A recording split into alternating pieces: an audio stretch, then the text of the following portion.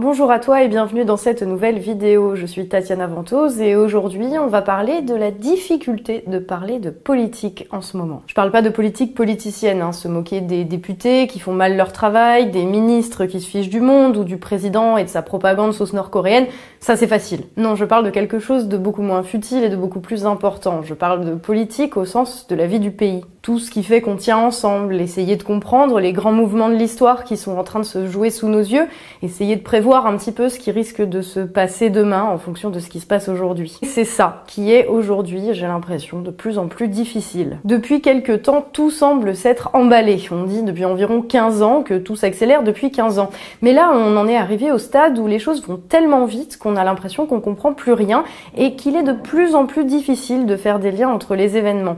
Parce que, précisément, ça va trop vite et que n'étant pas des robots, n'étant pas des algorithmes, on a besoin de temps de respiration pour processer, comme on dit, les infos. Et quand je parle d'infos, je ne parle pas bien sûr des infos dans les médias, mais des informations que notre cerveau reçoit, tout ce que l'on voit toute la journée, tout ce que l'on entend, tout ce que l'on ressent. Et à tous les moments, mais surtout dans les moments de crise, comme celui qu'on est en train de vivre, il y a une chose qui est importante, c'est le recul. Le temps de pause pour le cerveau, on en a besoin pour digérer les informations qu'on reçoit, pour les comprendre, pour les mettre en lien avec les autres informations qu'on a reçues. Ça fait plusieurs années qu'on a lancé le fil d'actu précisément parce qu'on avait l'impression que dans le déluge d'informations, on arrivait de moins en moins bien à faire le tri. Alors on a pris le parti de prendre le temps du recul, de la réflexion, pour pouvoir comprendre les événements et ensuite les expliquer le plus simplement possible. Le tout sans partir d'une idéologie préconçue et en acceptant de remettre en question nos présupposés et nos certitudes. Sauf qu'en ce moment, la remise en question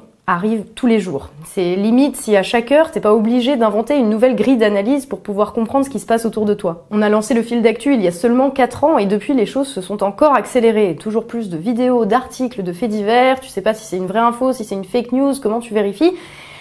Nombre d'entre vous me demandent régulièrement comment je fais pour rester bien informé, une méthodologie, sur quel site je vais, comment est-ce que je recoupe mes informations, quels outils aussi j'utilise pour comprendre ce qui se passe. Et le fait est que je sais jamais trop quoi répondre parce qu'en ce moment, dans les marais des morts qu'est le monde de l'information aujourd'hui, je sais plus trop.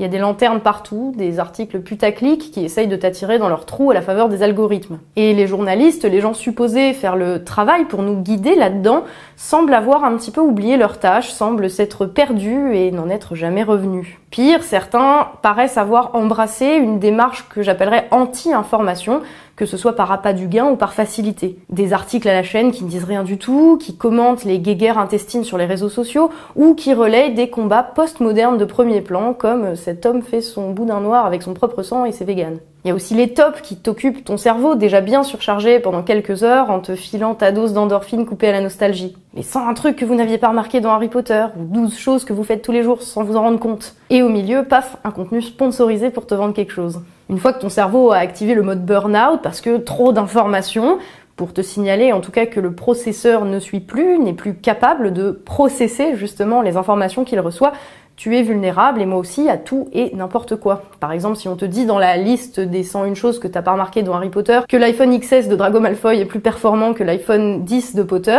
tu vas pas forcément faire attention, mais ton cerveau inconsciemment va imprimer qu'il a envie d'aller l'acheter. Il est de plus en plus difficile d'avoir du recul, tout simplement parce qu'on est submergé. Communication politique, publicité, marketing ciblé, publicité déguisée derrière des articles santé, spam, achète mon jeu, pop-up, ton Adobe Flash Player est obsolète, ah oui mais non c'est un virus, n'oublie pas de faire les mises à jour, publicité, spam, ferme la fenêtre, la petite croix, en ouvre une autre, putain, pop-up, des fois j'ai même l'impression que Facebook fait de la pub pour des produits dont j'ai parlé. Pas que j'ai cherché sur Google, non, mais des trucs dont j'ai discuté. Alors est-ce que mon micro m'écoute? C'est pas pour faire la conspi, je sais bien que c'est pas pour me contrôler politiquement, ça, Apple et Google s'en battent complètement. Tout ce qu'ils veulent, c'est me vendre des produits à la faveur d'algorithmes savamment étudiés qui connaissent tous nos points faibles. Si ça en restait là, ce serait à la limite pas trop un problème. Le problème est dans le fait que cette manière de fonctionner, nager dans l'instantanéité sans fin, c'est en train d'affecter très sévèrement la marche du monde et la marche de notre pays. Quand les gens qui sont supposés représenter le monde ont abandonné ce nécessaire pas de côté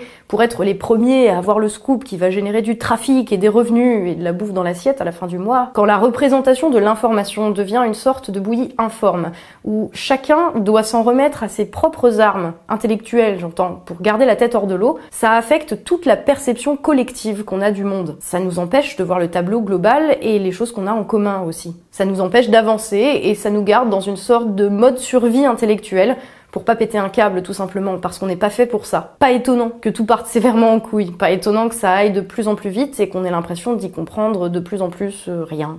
Oui, je sais, c'est ironique venant de quelqu'un dont le boulot c'est de faire des vidéos sur YouTube et donc de générer du trafic sur les réseaux sociaux, dont le but est de produire le plus de contenu possible, quitte à sacrifier de la qualité, parce que plus tu produis sur YouTube, plus YouTube te met en avant, même si c'est nul. Alors sans être parfaite ni infaillible, j'ai toujours fait le choix de privilégier le temps de recul et de réflexion à la production de masse, ce qu'on va appeler comme ça. Parce que ce dont on a besoin, c'est précisément faire un pas de côté pour pouvoir établir des liens dans nos têtes, pour comprendre, pour réfléchir et pas agir comme les moutons qu'on est tous capables d'être. Mais force est de constater qu'aujourd'hui, c'est de plus en plus dur tout ça. À peine j'ai écrit une vidéo que de nouvelles infos sont venues s'ajouter à celles que j'avais déjà synthétisées. Ma vidéo sur le Brexit par exemple, ça a pris 1 mois, tout simplement parce que tous les jours il y avait du nouveau qu'il fallait que j'ajoute pour que ce soit complet. Et encore, j'ai dû m'empêcher d'y ajouter des éléments qui sont sortis entre le moment où j'ai tourné la vidéo et le moment où je l'ai postée. Sinon elle serait jamais sortie. Certes, l'histoire avec un grand H n'est jamais figée et toujours en mouvement, mais il y a des moments où on a l'impression de vivre dans l'accélération permanente et que ça s'arrête jamais, et où tous les jours apportent son lot de nouveautés, de nouveaux concepts même à intégrer, à digérer, à comprendre pour s'adapter à la marche du monde. Et nos dirigeants, ceux qui sont supposés, en tout cas nous donner une direction, ça vient de là, diriger, direction, qui sont supposés nous proposer une forme d'ordre et de stabilité,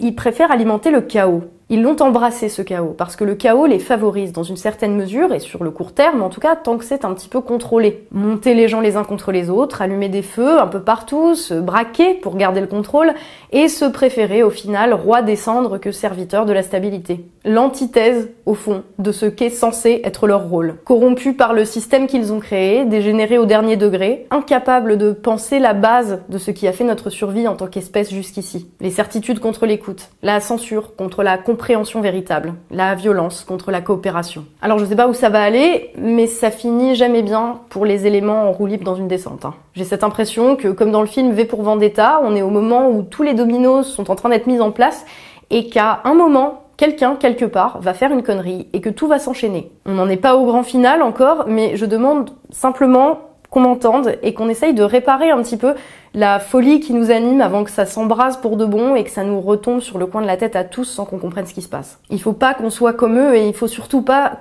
qu'on soit ce qu'ils veulent que l'on soit. Alors pour répondre à la question qui m'a été posée sur la méthodologie de rester bien informé, je n'ai de solutions et de méthodes que ce que je ressens comme vrai au fond de moi. Donc si tu es allé au bout de cette vidéo, éteins YouTube. Ne clique pas sur le lien qui t'est proposé en haut à droite. Ferme tout ça et respire. Prends du temps pour toi. Appelle ta mère, va faire un gâteau, dis à ta meuf ou à ton mec que tu l'aimes. Va marcher en forêt. Moi, c'est là que je vais quand j'ai l'impression de me noyer dans une masse d'informations anxiogènes ou juste que c'est trop. En général, en tout cas, c'est là que je trouve des réponses. Prends du recul et observe. Laisse à ton cerveau le temps de repos pour digérer tout ce que tu t'es pris comme information dans la tronche toute la journée. Laisse-toi le temps de trier, de hiérarchiser, de penser ce qui est important et de vider ta tête des spams. Parce qu'il n'y a que comme ça qu'on peut réussir à penser de manière cohérente. Des fois, pour trouver, il suffit juste d'arrêter de chercher. Prenez soin de vous.